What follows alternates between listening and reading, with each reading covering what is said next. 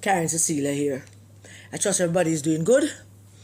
And that's so tired now. Well, still tired, but getting back the strength that I lost in the last 2 or 3 days, doing all of that on the road.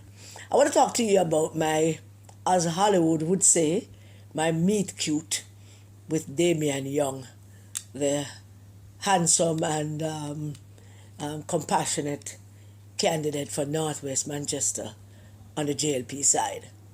I want to say to all those PNP people and JLP people as well that if Portia Simpson Miller was passing by Damion Young's constituency office and saw the people there, she would have stopped.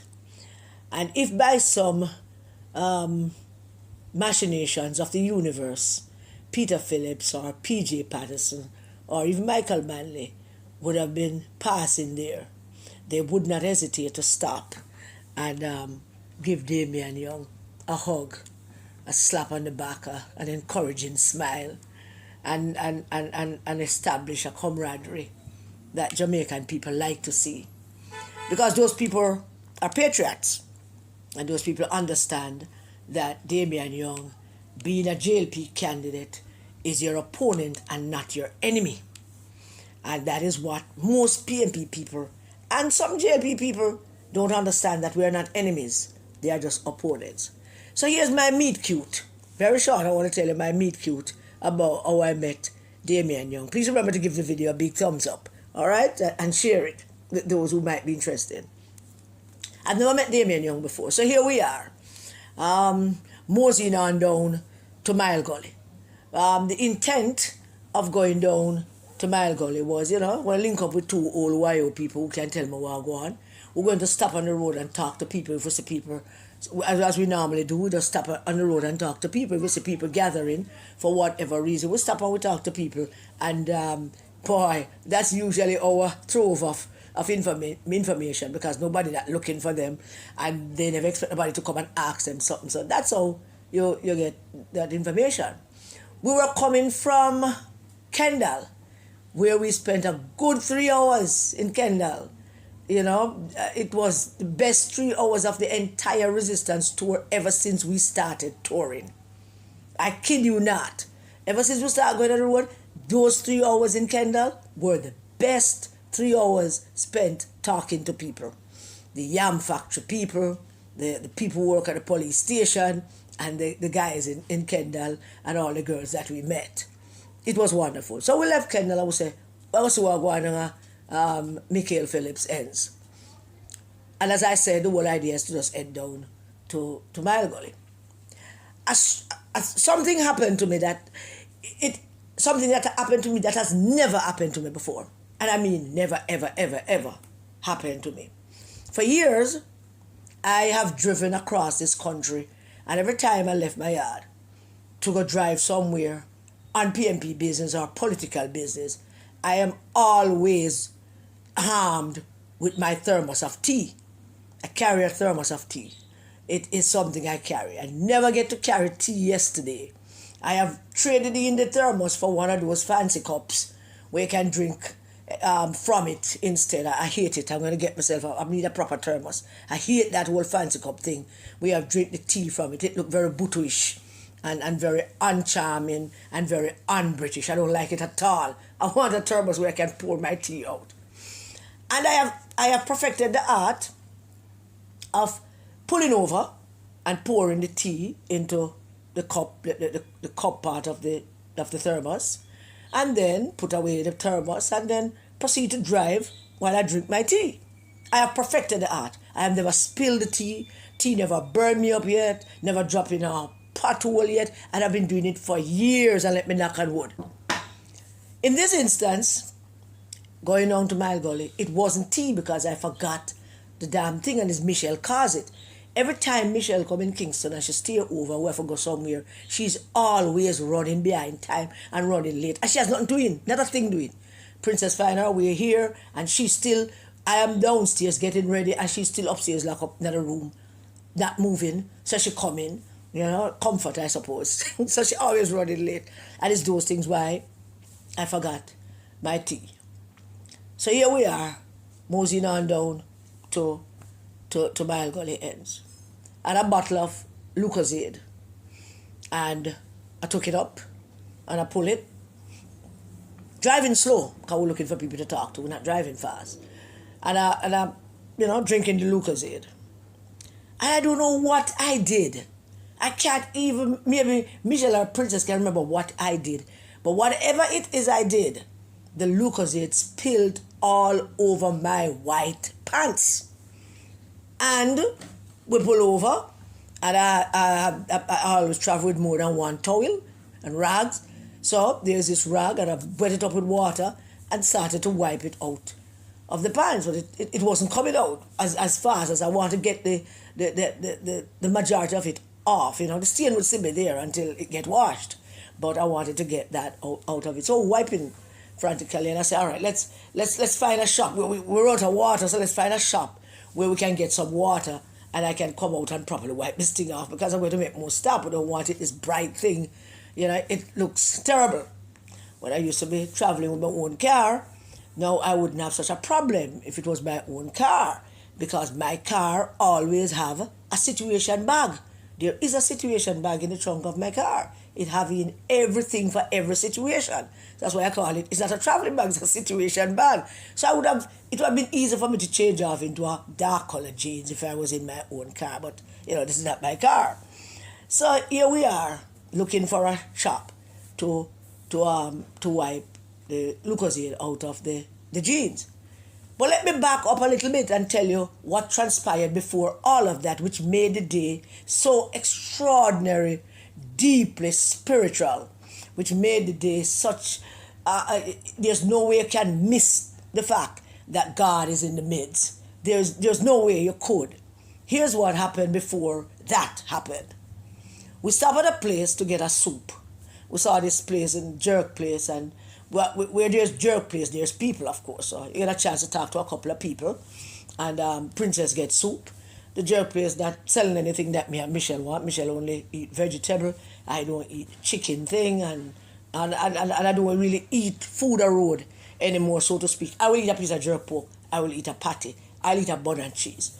Not going to the cook food thing when I'm on the road. So we stop at this Jerk Place. Princess get her soup, and we're waiting for the guy to finish fry the festival so we could get two of those, because I'm going to eat two of the festivals. While we were there doing that, there was this mother, just a little bit, about 20 yards down at a shop pizza on the phone, talking to somebody, and her son, who attends the Mile Gully, the high school behind the Jerk Place up in the hills. And he seemed, distressed and crying. And the owner for the Jerk Place was a woman whom we spoke to. She saying that, boy, them box him up, and I wonder what it is. So I went down to where the lady was and the young fellow, and I asked her what happened. And she said, about 15 11th grade boys took her 9th grade son and boxed him up.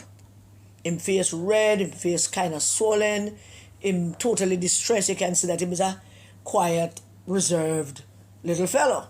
And she was on the phone gapping, mothers are, me and them and them parents and the school and all of that. So I not paying she no mind, so I went over to the little fellow and I hugged him and I held him for a good while. I just kind of held him and just rock him and whisper in his ears and soothe him and tell him it's going to be all right, and ask him quietly how he want to handle it, if he want to go down to the police station and report it. In his ears, I'm telling him that, and he said, yes, miss, I want to go and report it. And I rocked him and I soothed him and rub his back and whisper nice thing in his ears the same way I would have done Matthew and Philip, Andrew and Troy. So I whispered those nice things to him and kissed him on his neck and kissed him on his jaw and held his face in my hand and just comforted him.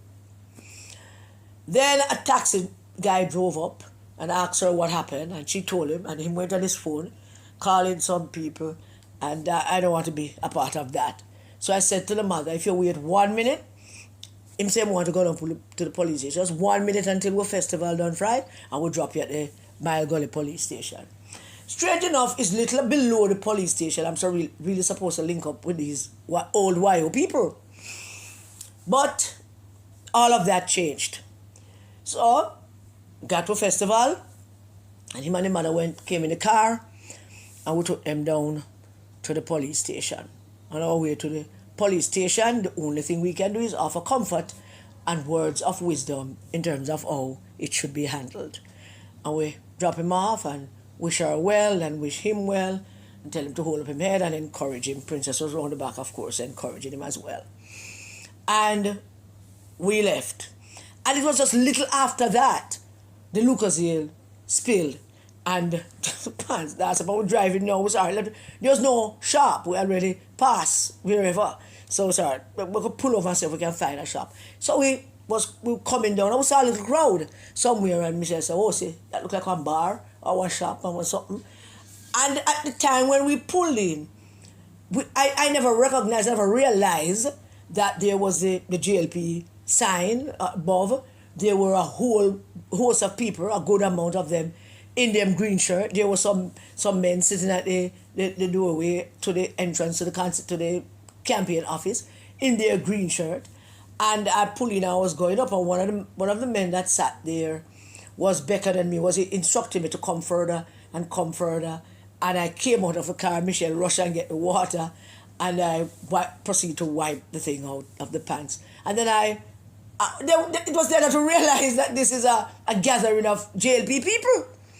So I came out, so I stood up and gave back Michelle, put on the rag and stuff, and went up to the gentleman who was directing me in my parking. And I extended my hand and I said, "Hello, my name is Karen Cross." And he said, "Don't do that, man. Don't do that, man. You don't need to introduce yourself. You don't need to tell nobody your name. Don't do that, man. You don't need no introduction right here, sir." But anyway, I proceeded to still do it. To shake everybody's hand and say hello. I want everybody to be at ease and to be, not to, it's me. And him start talk to him, brethren. I want to know how it is, right? And the one of them say, "Yeah, man, but you worse than she." I tell him we know what. And I stepped into the office and say hello to all the women. There was a series of women sitting down in the office space. And there was a young lady, apparently the secretary or the receptionist. And I shook everybody and say hello to everybody and, be my normal self. It's my normal self. And then we stepped back out and started talking, and the whole excitement. You get the whole gist of the excitement, and introduce Michelle and Princess, and so the excitement just enhanced. After that, then the gentleman who seems to be head cook and bottle washer for everything, I don't remember his name, but we have his name, him went into the office apparently and told Damion Young that I'm outside. And then Damion Young came out and did his own, that like a starstruck thing. And that discomforting thing for me. Everybody glad to see and stuff. And I'm trying to break it or make it normal. Because it was becoming a little not normal. So I had to make it normal. Give him a hug and him talk. And he was genuinely very delightful to see him and to experience that warmth and genuine delight on his face that we are meeting, for me to meet him and him to meet me. And it was a wonderful camaraderie there. It was nice. And then, he said he wanted to do videos and he wanted to take pictures. And we said, all right, we can do that. And we did that. The videos and the pictures and the hugging. And it was warm and fuzzy and nice. It's my kind of atmosphere. Warm and fuzzy and nice. And we enjoyed ourselves there. Then, after the video and the picture taking, Damion went to talk to some young women that came to him, and he took them up to the far side of the building where there was more shade and away from the crowd so that they can speak freely. That's how the politics work. And left us down there now with the group of JLP activists and workers and members still craving to talk with us. And another thing amazing happened. I'm telling you, that is one of those days when God just in the midst, and there's nothing you can do about it because He's in charge of everything. Eli, don't do that, Papa. Don't do that. Don't do that, Eli. And, okay, Eli making a little fuss. It's a dog. And it was one of those days. So the amazing thing that happened is that one of them asked me a question, and I proceeded to answer the question. The question was, so what do you think? We have a good chance of this? And I proceeded for about 20 to 25 minutes to basically give the JLP workers and activists and members a rundown of a training session that I would normally do for a set of PNP people. I did. We talk about how them going to win, how you win first, where you win before election and on election day, and what you need to do and the things you need to put in place, and taking nothing for granted, and stop talking about we have that, knowing where to find your people, and even if you're going to buy some people, a strategy as to who you're going to buy and where they are and where they hang out and how you're going to locate them. Something came to me when I was doing that little 20-minute training session. I remember about 2 days before election day or day before election when I put out this video.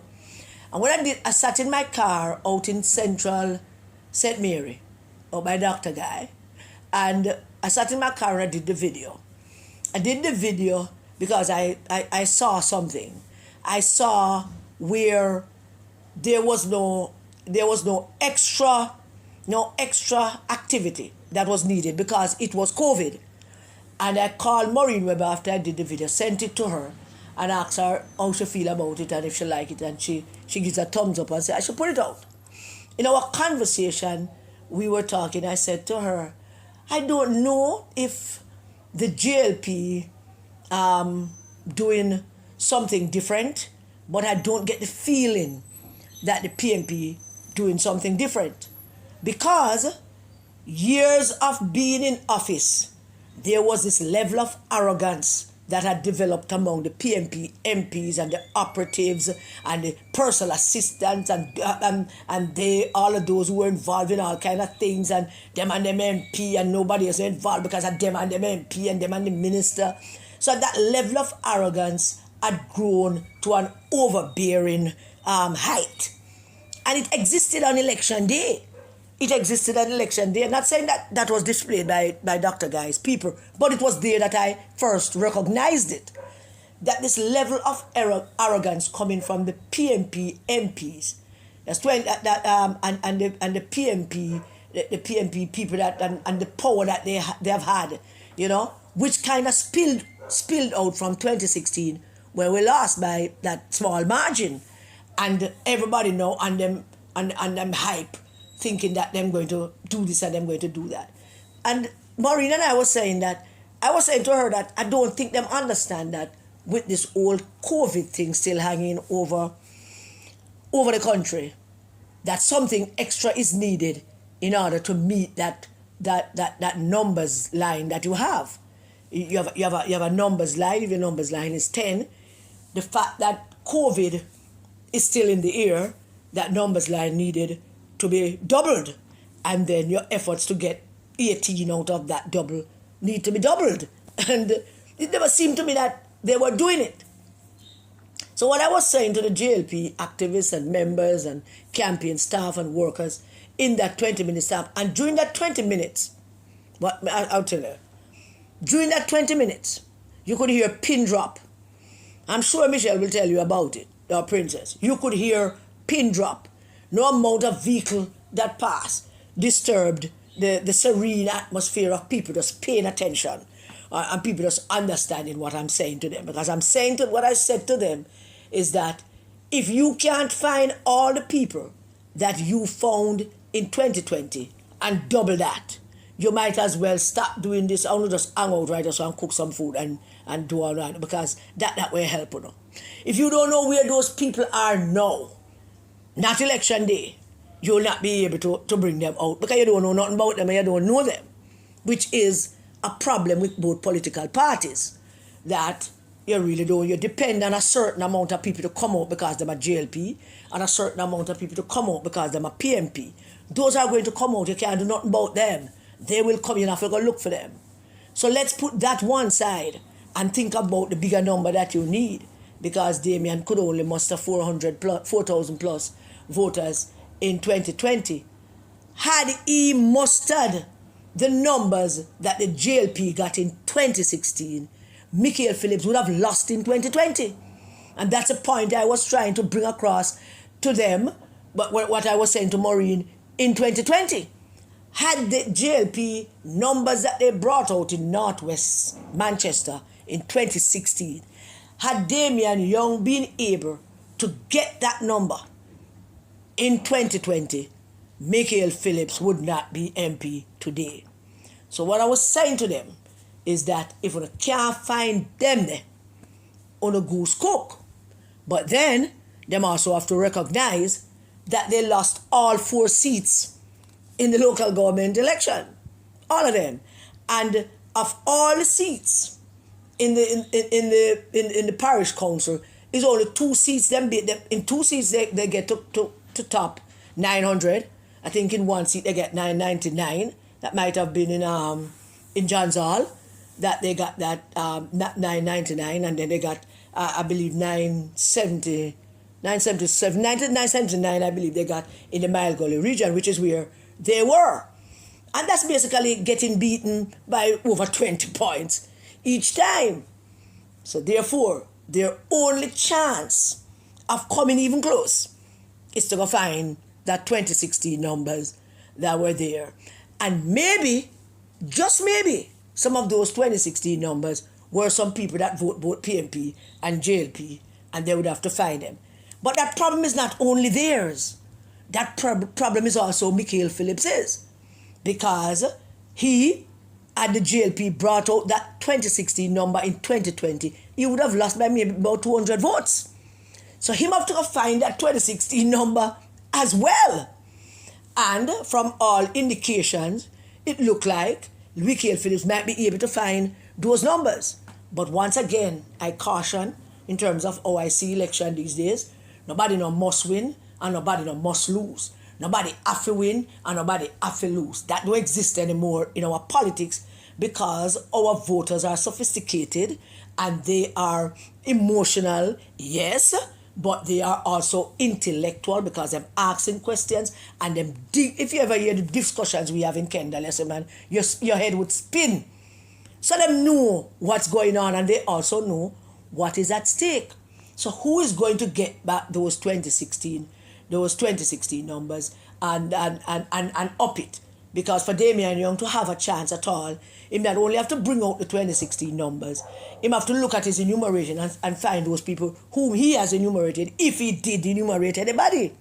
Because I told them, you win your election on enumeration and election day.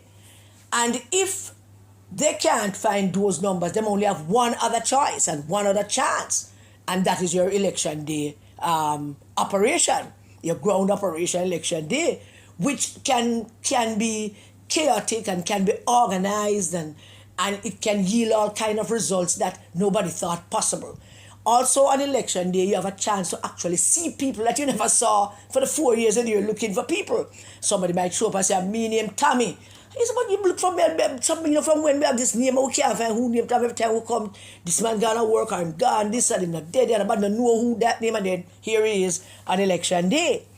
So that is the whole thing. So there I was, giving the JLP people at the campaign office of Damion Young a whole insight as to how this election is going to boil down. And Damion's affability and his not a sourpuss face like Mikael Phillips. Mikael Phillips is an established name and an established MP and all of that, but he is a sourpuss. And Damion is affable and charming, and them call him a jobs boss. It looks as if, according to some people who are not JLP, that he has this way of finding work for people. And that in itself is an amazing thing. If you can compare that up to the sitting MP and say, okay, we have found in the last year we have placed 150 people in jobs. In the last 20 years, tell us how many people you have placed in jobs. And stuff like that. Or Damion Young could always have a whole host of women around him and some young people. The young people are looking for something different. They don't want the same old, same old. And I will tell you about that when I do the live to tell you about the whole tour. Is that what we got in Manchester overall, and this is the only thing I'm going to tell you about the overall tour. This one thing that we got was that young people and not so young people as well, them want something different now. Them don't want the same old, same old. So you come and you promise that you're going to do that, and then you come and you do the same thing that the man did. The man before you did, or the woman before you did. And it makes no difference to them because you never did anything strange or anything different. And that to me is even an amazingly strange thing, which is why I tell you this tour, this week tour, this Manchester tour is probably the most fascinating and most information filled that we have done since we've been doing this in 2022. So, I mean, there's a whole host of things to tell you, but in this one I want to tell you about my meet cute with Damion Young. He's a wonderful young fellow. Well, not that young, but I like him very much. And he's warm. And if you can tell anything about a person when they meet you, it's how they greet you. The hug, the glint in their eyes, and the affability. And he seemed to, it's not just me, when he moved with the young ladies, because those are the things I watch and listen and look out for. When he moved with the young ladies to go talk to them, he had his arms around two of them, and he was very comfortable in doing it. It's not a show. It's not a political ploy. It's not a campaign thing. It just seemed like a natural thing for him to just put his arms around two young ladies and come back to talk about that, and they went with him. And that kind of affability and that kind of charm and is rare in our politics. I mean, I don't think I've seen that kind of charm. Peter Phillips has that charm, and Mikael Phillips never get it. I never get that from him father, but Peter Phillips has that charm where we just put him hand on your shoulder and say, okay, come whisper to me up here. So, and you whisper to him and it's done. It's done. And he's warm about it, and in his eyes tell you that I see you and I hear you. And what Damion Young is doing, seemingly, is building connections and bridges. And building connections. He's not settled in just his JLP territory or his JLP bones, where I'm just looking for JLP votes. Damion Young is looking for all kind of votes, all kind of places in Northwest Manchester. And he can do it effortlessly because of his charm and his likability and how affable he is as a candidate. And he should be formidable. But let me caution that right now the numbers are not with him. The numbers are against him. And one of the things that political parties fail to recognize from time to time, and I think that 2020 blew that out of the water, is that no seat is a PNP seat and no seat is a JLP seat. Was Central St. Andrew, before it became solid for Mr. Holness, was back and forth between candidates. There was Mrs. Yap, and there was Carl Thompson, there was AJ Nicholson, there was Mr. Holness. It has been back and forth. Just like seats like East Rural St. Andrew and Eastern St. Andrew. I don't believe the PNP have ever lost Northwest Manchester, maybe 1980. Maybe if anybody knows that, one can correct me on that. But it's just the numbers that would be against Damion Young. And as I said, in the local government elections, the PNP got nearly 1,400 votes in Spur-Tree, over 1,600 in New Green, nearly 1,500 in Johns Hall, and about over 1,500 in Mile Gully. I figure that Damion set up his campaign office in Mile Gully because that is a greener pasture in which to get new voters and voters that are just fed up with the same old. And maybe that might be one of his strategies. The numbers are still moving against him as it is. But Damion Young, if you should listen, it was my pleasure meeting you. It was very nice. I like to meet people who smell good and clean. I really do. So that I smell them cleanness and they smell my cleanness. And it is nice when you meet somebody that just clean like you and smell good and affable like you and smile and is untouched by anything dark and terrible. And it was greatly a pleasure meeting you. I wish you all the best, and I'm sure we're going to link up again because the YO people in Malgully quarreling. So I got to go back at some point. So we will link up again, Damion. But in the meantime, should we not, God bless you and keep you and guide you. And I wish you all the very best on the hustings. All right? Thank you all for listening to me. God bless you all. Stay safe, everybody. And please do keep the children safe.